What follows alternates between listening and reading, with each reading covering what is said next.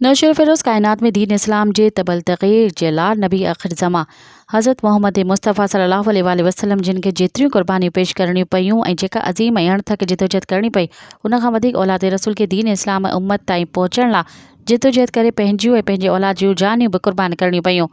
उन्हनि अज़ीम क़ुर्बानीनि जे ई नतीजे में इस्लाम खे हयात जादवानी अता थी ऐं इस्लाम उन्हनि ई तय्यब ताहिर हस्तियुनि जे अज़ीम क़ुर्बानीनि जो एहसानमंद आहे। अहिड़नि ख़्यालनि जो इज़हार डिस्ट्रिक्ट शिया ख़तीब ऐं इमाम जुमा मस्जिद अब्दुल फज़ल अब्बास कदमगाह मौला अली अलैहिस्सलाम, मौलाना सैयद हैदर अब्बास ज़ैदी ज़ाकिर अहले बैत, सैयद वसीम हैदर ज़ैदी, सैयद आरिस मेहंदी जाफ़री ज़वार, अब्दुल सत्तार दरस ऐं मौलाना जिब्रान गज़नफ़र ज़ैदी जामिया अलविया मुशार ग़लूब में ज़वार अब्दुल सत्तार दरस जे नई तसनीफ़ फ़िक़्ह मुहम्मदी जी रहनुमाई वारी तक़रीब खे ख़िताब कंदे कयो। उन चयो त दीन मोहम्मद जिन हालतुनि मां गुज़री सदियुनि जो सफ़र तय कंदे असां ताईं पहुतो आहे, अॼु जे नौजवान नसल खे उन्हनि हालतुनि खां आगाही फ़राहम करणु असांजी बुनियादी ज़िम्मेवारी आहे।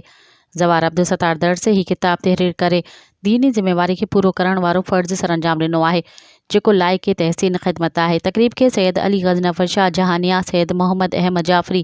ज़हीर मिर्ज़ा, नियाज़ हुसैन लगारी, सैयद आफ्ताब जाफ़री ऐं ॿियनि पिणु ख़िताब कयो, जॾहिं त महिमाननि खे सुहेल अहमद पालारी, ताहिर अली सुंगरू, शाह नवाज़ सोलंकी अजरकनि जो तोहफ़ा पेश कया ऐं सैयद मोहम्मद ज़की शाह जहानिया ऐं सैयद हसनैन हैदर जाफ़री मनक़बत ऐं क़सीदा पढ़ण जी सआदत हासिल कई। मज़ीद ख़बरनि ऐं तफ़सीलात लाइ विज़िट कयो असांजी वेबसाइट www.awamiNewsHD.com ऐं ॾिसंदा रहो अवामी न्यूज़ HD।